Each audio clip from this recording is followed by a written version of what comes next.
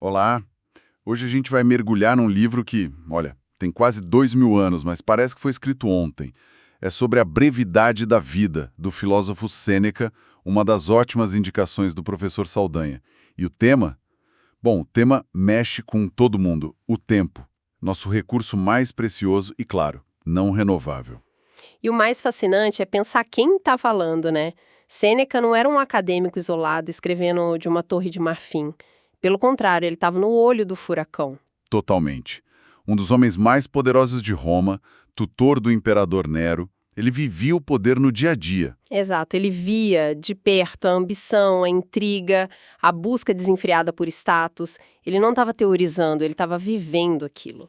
O que dá um peso completamente diferente para cada palavra.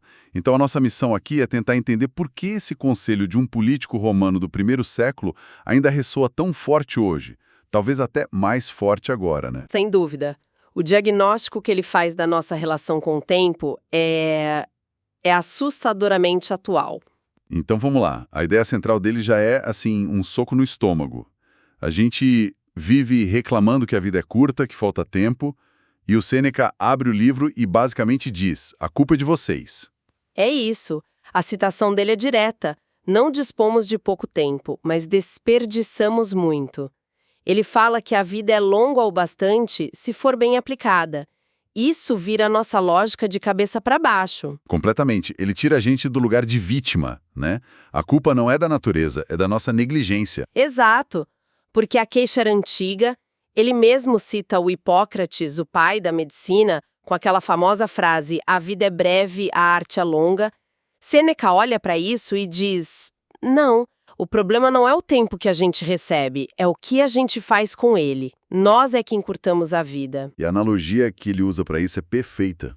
Ele compara com uma grande fortuna. Se você entrega para um mau administrador, ela some rápido. Uhum. Some. Mas se for para alguém cuidadoso, ela rende, pode até crescer.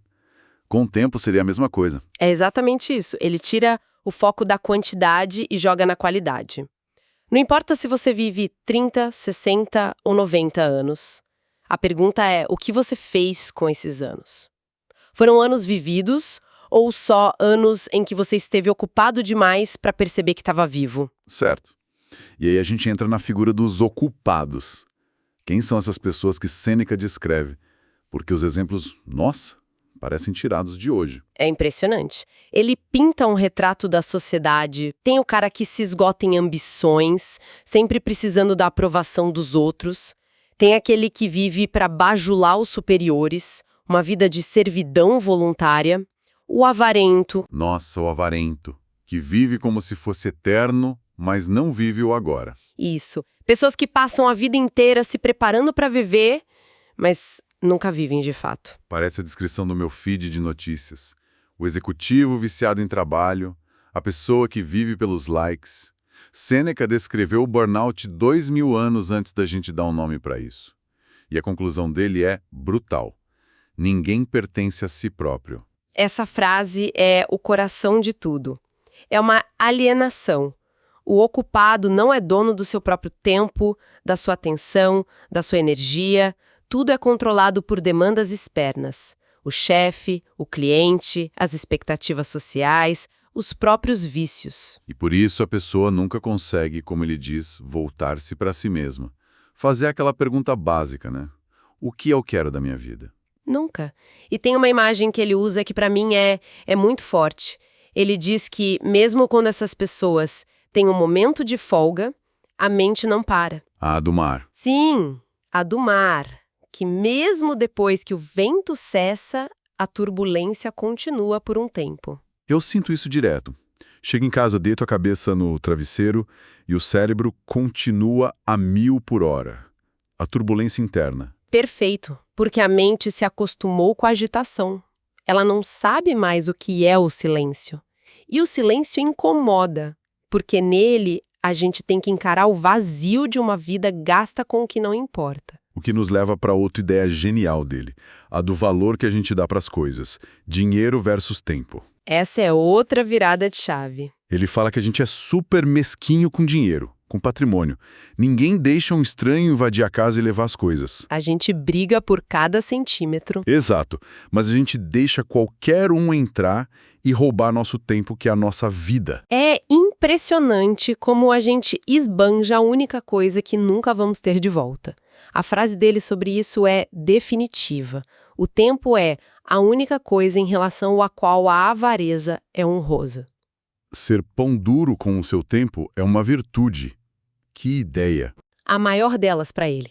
E para provar o ponto, ele propõe um exercício mental, que é quase uma auditoria da alma. É bem pesado, na verdade. É pesado, mas necessário. Ele nos convida a olhar para trás. Pega uma pessoa idosa e pede para ela fazer as contas da própria vida. Tipo, vamos lá, coloca na ponta do lápis. Quanto tempo um credor te tomou?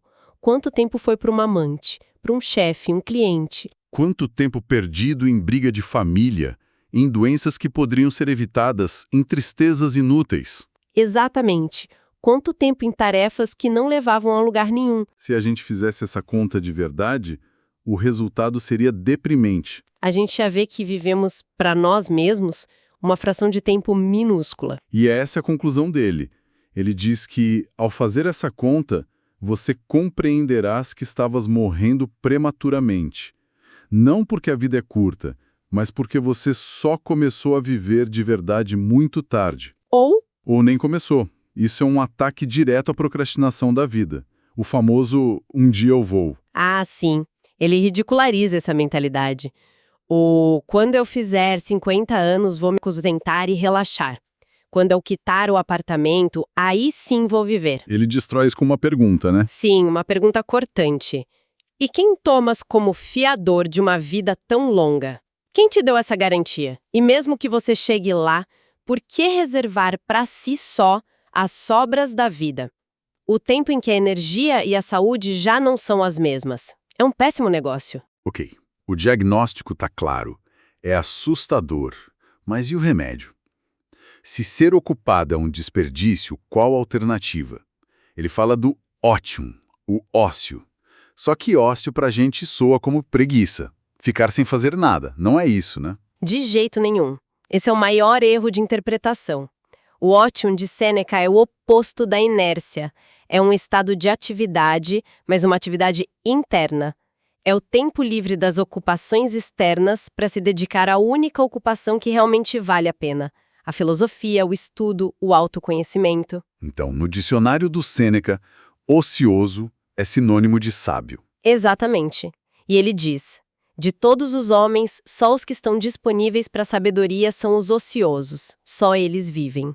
E é aí que vem a ideia mais radical dele sobre como alongar a vida. Que é?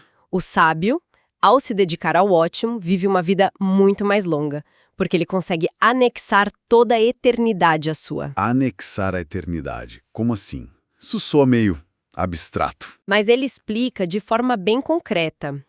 Ao estudar os grandes pensadores do passado, você dialoga com eles. Você pode conversar com Sócrates, debater com Epicuro, aprender com Zenão. Eles se tornam seus conselheiros, seus amigos. Sua vida não está mais limitada à sua pequena biografia.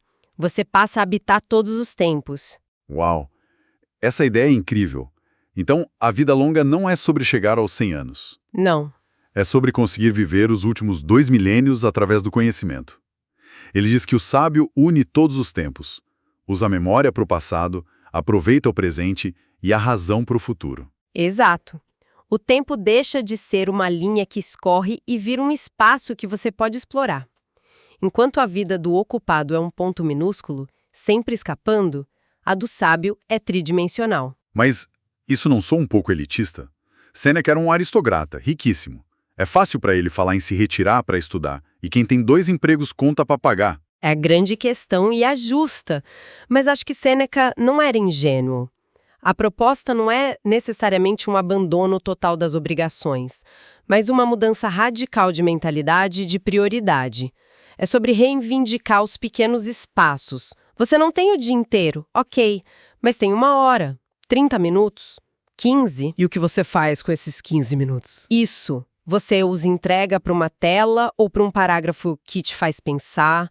É sobre construir um santuário interior que o mundo externo não consiga invadir o tempo todo. Entendi. É menos sobre se demitir e mais sobre onde você ancora da sua mente.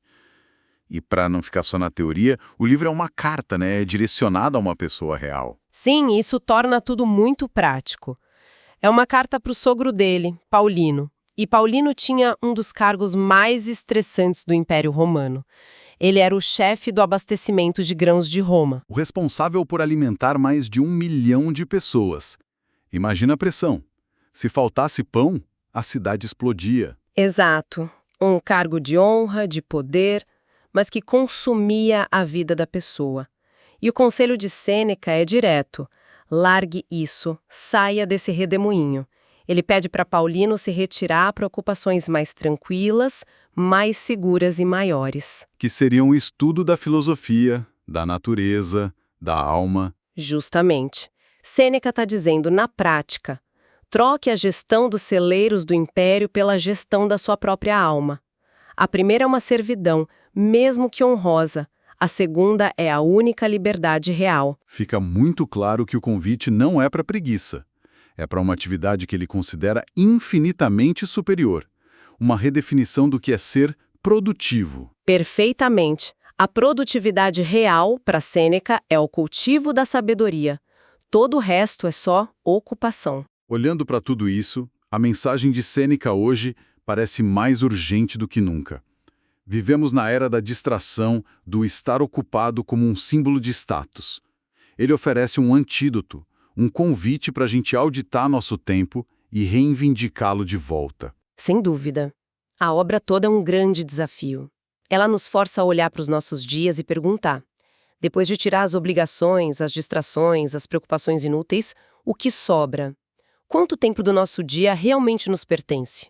E o que a gente está fazendo com essa pequena, talvez única, parte que é de fato nossa? É uma reflexão muito poderosa, porque, no fundo, esse tempo é o único capital que a gente tem para investir em nós mesmos, na nossa mente, no nosso crescimento. E no fim das contas fica claro que, para Sêneca, e talvez para todos nós, o investimento em conhecimento é o que rende os melhores juros.